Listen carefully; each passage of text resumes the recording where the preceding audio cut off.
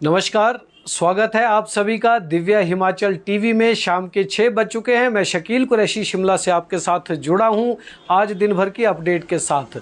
आज क्या कुछ प्रदेश भर में रहा है इसकी जानकारी हम आपको देंगे। हिमाचल प्रदेश में मॉनसून ने अपना कहर मचाना शुरू कर दिया है। पिछले कल जिस तरह से कांगड़ा जिला में धर्मशाला के पास मनूनी खड्ड में बड़ा हादसा हुआ, प्राकृतिक आपदा हुई, उसी तरह से कुल्लू जिला के सैंज खड्ड में भी बड़ा हादसा जो है वो हुआ है, जिससे बहुत बड़ा नुकसान जो है वो हिमाचल प्रदेश को हुआ है। खासकर यहाँ जो जाने गई हैं वो कई लोग जो है वो इसमें अपनी जान गंवा गए हैं और अभी भी 8 लोग जो है वो गुम बताए जा रहे हैं। तो आज भी लगातार एनडीआरएफ का, एसडीआरएफ का जो ऑपरेशन है, रेस्क्यू ऑपरेशन, वो जारी है और इसकी भी अपडेट हम आपको देंगे। इसके साथ मौसम विभाग ने कल के लिए फ्लैश फ्लड की और चेतावनी दी है राज्य के 8 जिलों के लिए।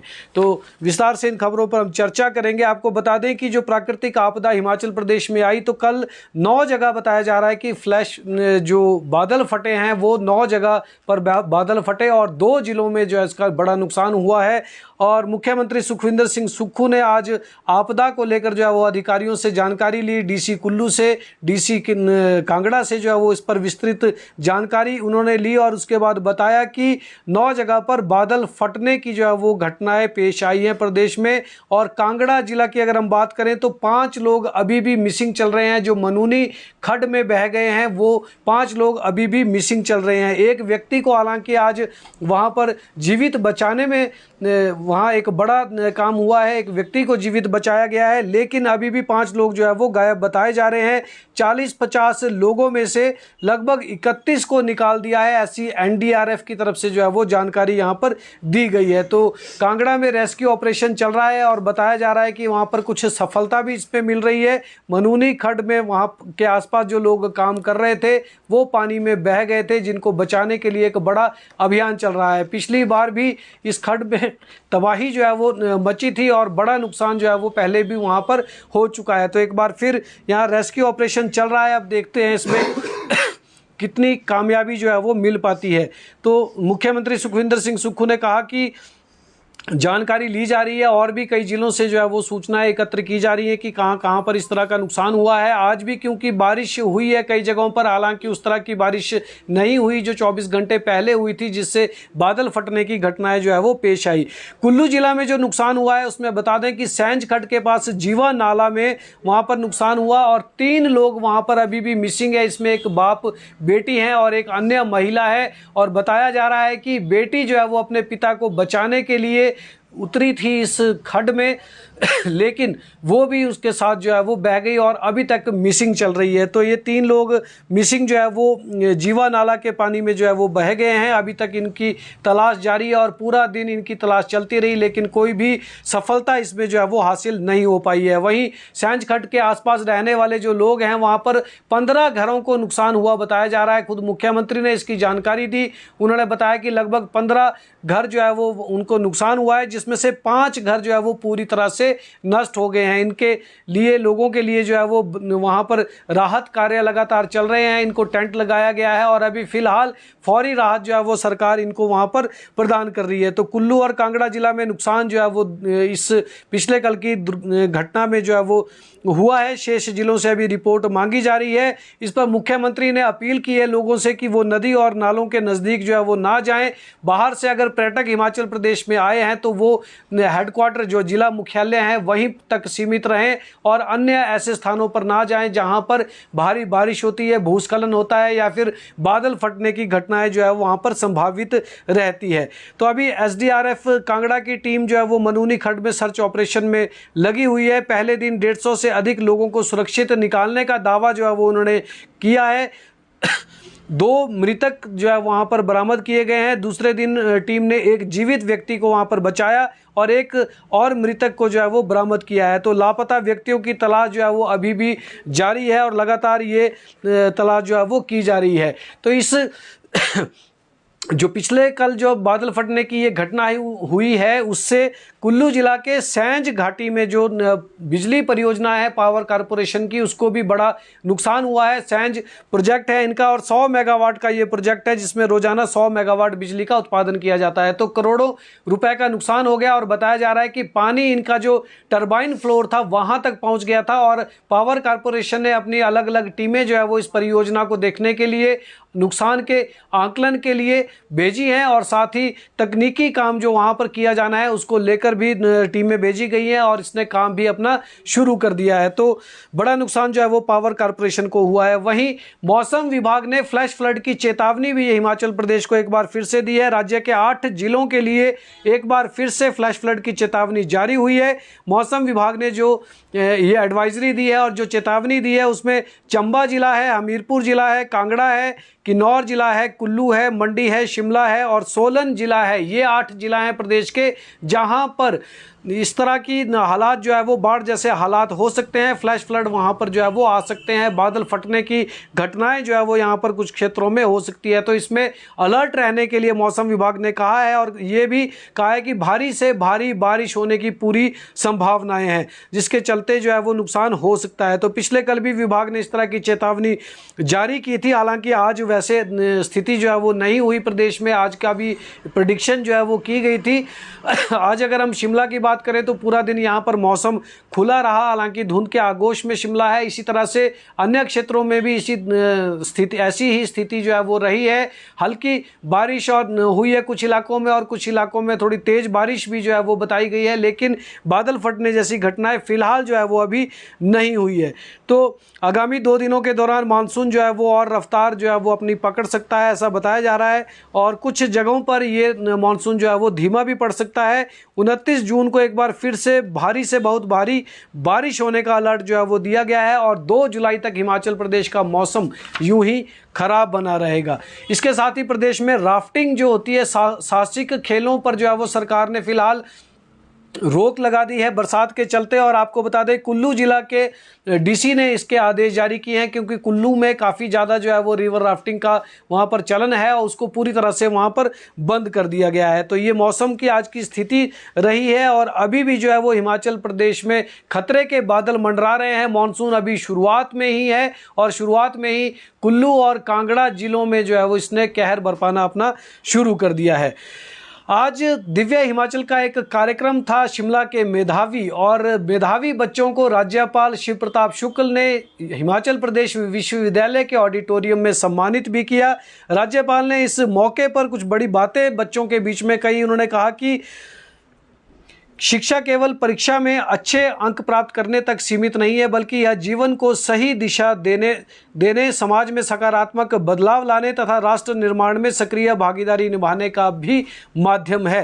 राज्यपाल ने कृत्रिम मेधा यानी आर्टिफिशियल इंटेलिजेंस की बढ़ती भूमिका पर चर्चा करते हुए कहा कि एआई हमारे द्वारा प्रदान की गई जानकारी के आधार पर ही सूचना देता है, इसलिए इसका उपयोग सूझबूझ और जिम्मेदारी से किया जाना चाहिए। उन्होंने विद्यार्थियों से YouTube जैसे प्लेटफॉर्म पर अधिक निर्भर न होने और सार्थक ज्ञान अर्जन पर ध्यान केंद्रित करने का आह्वान किया। इस मौके पर हिमाचल प्रदेश विश्वविद्यालय के जो वीसी हैं प्रोफेसर महावीर, वो भी वहाँ पर मौजूद थे और उन्होंने भी बच्चों को कई महत्वपूर्ण जानकारी जो है वो डाटा साइंस को लेकर दी।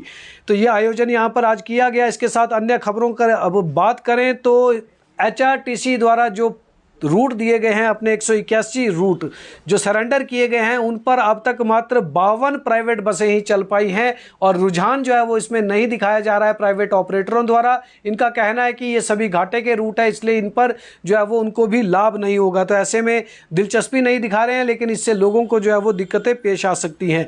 वहीं HRTC की जो नई वॉल्वो बसें हैं वो हिमाचल प्रदेश में पहुँच चुकी हैं और राजधानी शिमला में ये सभी 24 बसें जो है वो आज यहाँ पर पहुँच गई। तारा देवी डिपो में इन बसों को खड़ा किया गया है और एडवांस्ड टेक्नोलॉजी से ये युक्त हैं बसें और इनकी कीमत, एक बस की कीमत जो है वो लगभग 1.5 करोड़ के आसपास है। तो यात्रियों को आरामदायक और बेहतरीन सफ़र जो है वो इन वॉल्वो बसों में मिलेगा। पुराने फ्लीट को चेंज किया जाएगा और कई रूट जो है वॉल्वो के वो भी यहाँ पर जो है वो अब शुरू किए जा सकते हैं। तो दूसरे प्रदेशों के लिए नई वॉल्वो बसें यहाँ से चलना शुरू हो जाएंगी और हिमाचल प्रदेश के लोगों को काफ़ी राहत मिलेगी। खासकर ये बताया जा रहा है कि चंबा और सिरमौर के लिए भी अब वॉल्वो बस सेवा जो है वो प्रदान कर दी जाएगी।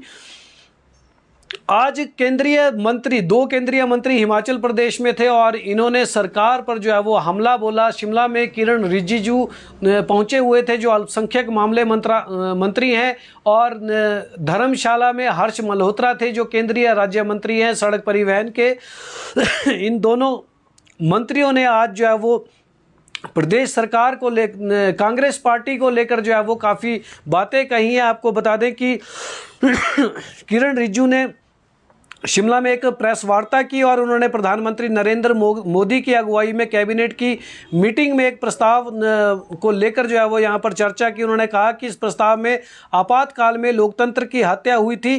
कैबिनेट मीटिंग में कहा गया है कि लोकतंत्र की जननी के रूप में भारत संवैधानिक मूल्यों के संरक्षण, सुरक्षा और रक्षा का मूर्त रूप है। उन्होंने कहा कि सरकारी एवं पार्टी इस प्रस्ताव को देश के जन जन तक पहुंचाने में कार्य करेगी क्योंकि लोकतंत्र को जिंदा रखने की जिम्मेदारी देश के प्रति हर एक व्यक्ति की है। उन्होंने ये बात कही और उन्होंने कहा कि जो प्रधानमंत्री ने इस संबंध में एक कार्यक्रम चलाया है उसको देश के हर एक कोने तक पहुंचाया जाएगा और उसकी जानकारी लोगों तक जो है वो दी जाएगी कि संविधान की रक्षा आखिर किस तरह से की जा रही है। वहीं हर्ष मल्होत्रा ने भी धर्मशाला में इस तरह की बात कही। इससे पहले शिमला में किरण रिजिजू ने मुख्यमंत्री सुखविंदर सिंह सुक्खू से मुलाकात की। वो ओक ओवर में गए, बाकायदा और शिष्टाचार ये भेंट थी और उन्होंने मुख्यमंत्री के साथ कई मुद्दों पर चर्चा वहां पर की और केंद्र सरकार की जो अल्पसंख्यक कल्याण की जो नीतियां हैं उनको लेकर उन्होंने जानकारी दी और इस पर हिमाचल के मुख्यमंत्री ने भी कई बातों को उनको बताया और हिमाचल प्रदेश की मदद के लिए जो है उन्होंने कहा कि अल्पसंख्यक मामलों में हिमाचल प्रदेश में के लिए भी जो है वो केंद्र सरकार अपनी मदद प्रदान करे।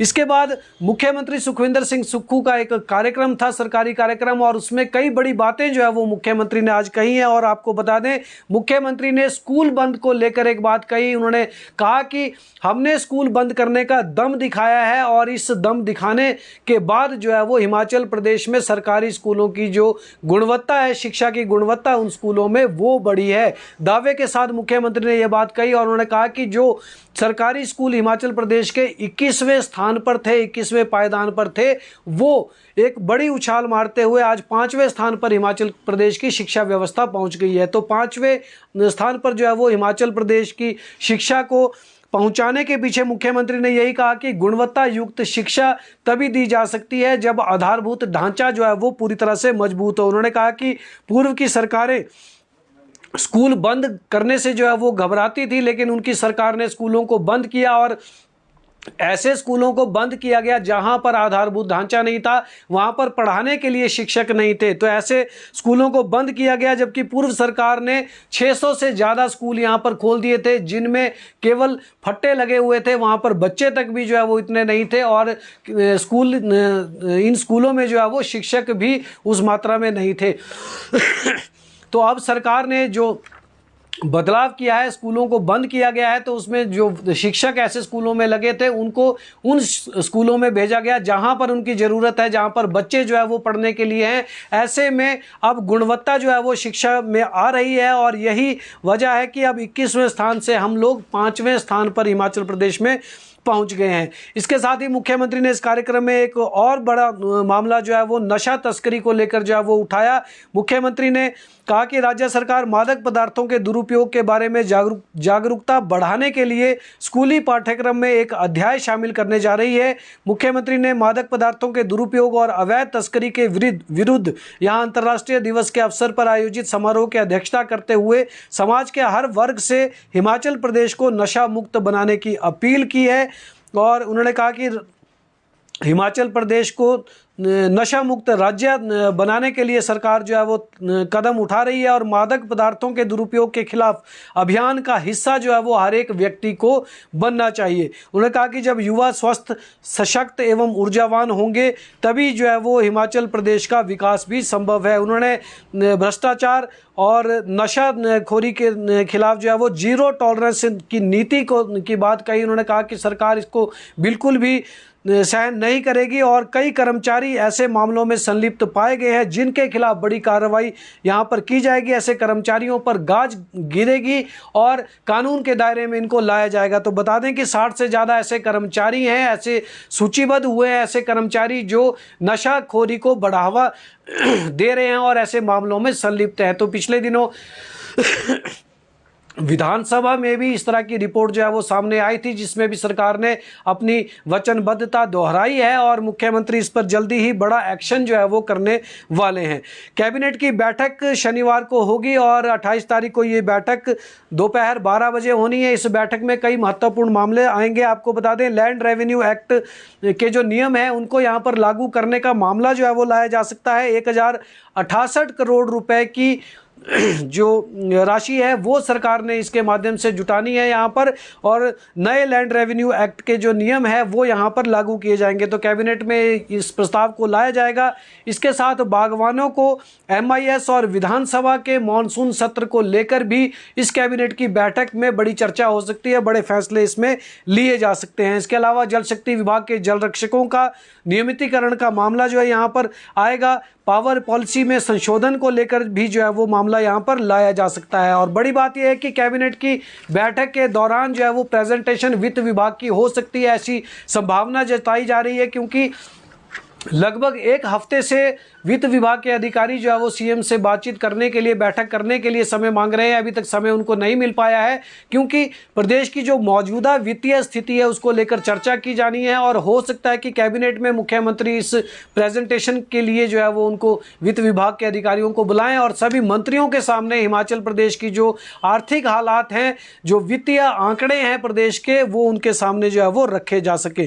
तो ये ऐसी संभावना जो है वो यहाँ पर नजर आ रही है। वहीं राज्य बिजली बोर्ड में लगभग 1000 तकनीकी कर्मचारियों के अलग अलग पदों पर भर्तियां की जानी है। इसके निर्देश सरकार की तरफ से बिजली बोर्ड को मिल चुके हैं और इस पर अब आगे की प्रक्रिया जो है वो बिजली बोर्ड प्रबंधन अब अपनाने जा रहा है और जल्दी ही ये भर्तियां हो जाएंगी ऐसी उम्मीद है। हालांकि जो पुरानी भर्तियां हैं उसमें अभी नियुक्तियों का इंतजार यहां पर चल रहा है जिसको लेकर कोई भी अभी जानकारी नहीं मिल पा रही है बिजली बोर्ड की तरफ से, लेकिन नई भर्तियों का प्रस्ताव भी जो है वो सरकार की तरफ से मंजूर कर दिया गया है।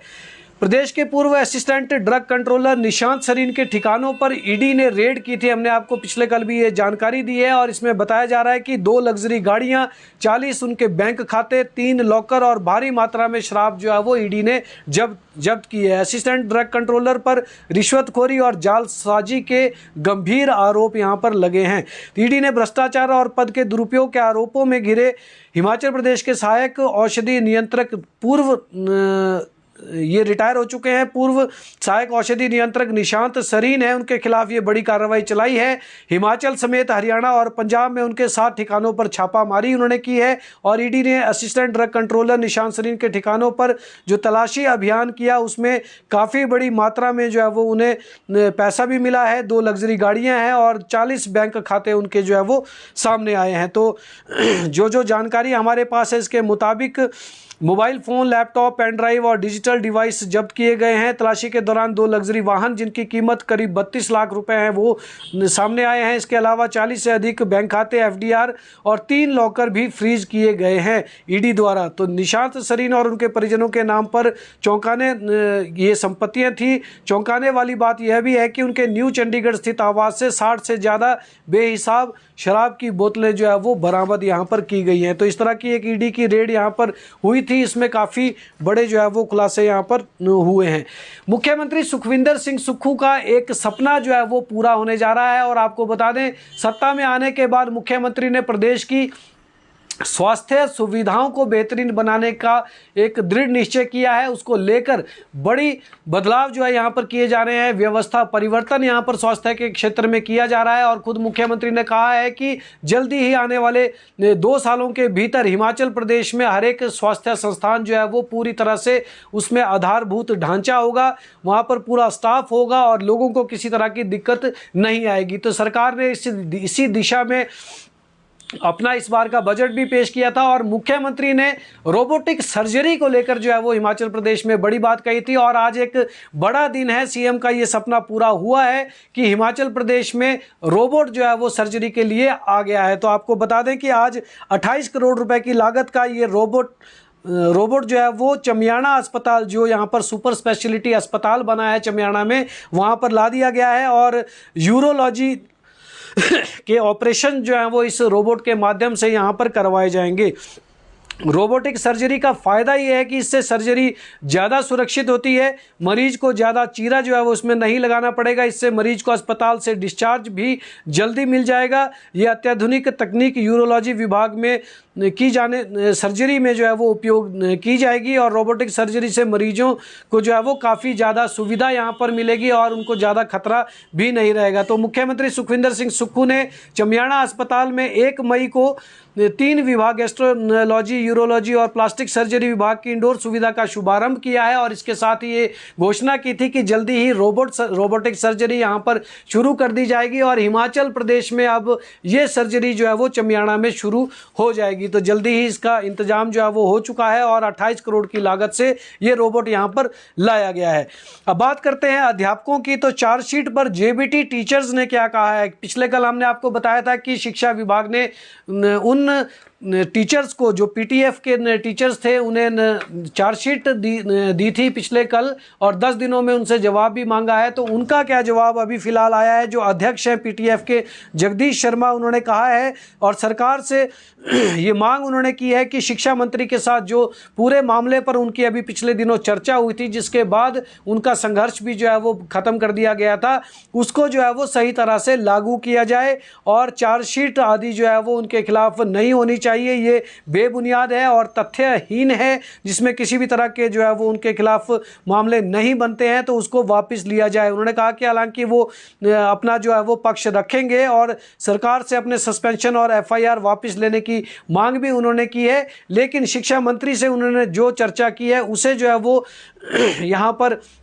लागू किया जाना चाहिए, ये बात उन्होंने की है। सोलन में आज एक एमएलए की फर्जी गाड़ी वहां पर पकड़ी गई है और आपको बता दें कि सोलन पुलिस ने एक महिला सहित 3 लोगों को फर्जी नंबर प्लेट वाली स्कॉर्पियो के साथ गिरफ्तार कर लिया है। ये गाड़ी, जिस पर हूटर और फ्लैशर लाइट जो है वो लगी थी, ट्रैफिक पुलिस द्वारा रोके जाने का प्रयास करने पर परवाणु से सोलन की ओर भागी थी।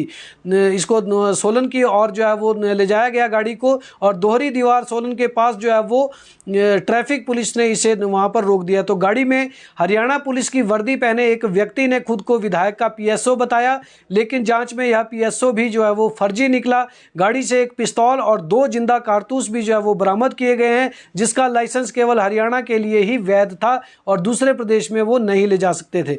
गाड़ी पर लगा नंबर टोयोटा क्रिस्टा का निकला। पुलिस अब तीनों आरोपियों से जो है वो पूछताछ कर रही है और फर्जी नंबर की गाड़ी में हिमाचल में किसी बड़ी घटना को अंजाम देने के लिए कहीं ये लोग ना आए हों, इसको लेकर जो है वो पुलिस इनसे पूछताछ कर रही है। कर्मचारियों को प्रमोशन मिली है और अभी कुछ देर पहले ही एचआरटीसी में ये आदेश जो है वो जारी हो गए हैं। हिमाचल पथ परिवहन निगम के 70 कर्मशाला कर्मचारियों को तकनीशियन ग्रेड 2 हायर लेवल पर जो है वो प्लेसमेंट दी गई है और 8 कनिष्ठ सहायकों को वरिष्ठ सहायक के पद पर पदोन्नत कर दिया गया है। इसको लेकर परिवहन कर्मचारी महासंघ इंटक की तरफ से जो है वो मुख्यमंत्री का, उप मुख्यमंत्री का और जो निगम के उपाध्यक्ष हैं अजय वर्मा का, उनका आभार जताया गया है। प्रबंध निदेशक का आभार इन्होंने जताया है। अब मौसम की बात करें तो मौसम प्रदेश में 2 जुलाई तक खराब रहने वाला है। फ्लैश फ्लड की बात हमने आपको बताई कि चेतावनी जो है वो मौसम विभाग की तरफ से आई है। अभी भारी से भारी बारिश जो है वो आगामी कुछ दिनों तक जारी रहेगी और ऐसे में अलर्ट रहने की पूरी ज़रूरत है। तो फिलहाल इस बुलेटिन में इतना ही। कल शाम 6 बजे दोबारा आपसे मुलाकात करेंगे। तब तक के लिए इजाज़त दें। देखते और पढ़ते रहें दिव्य हिमाचल।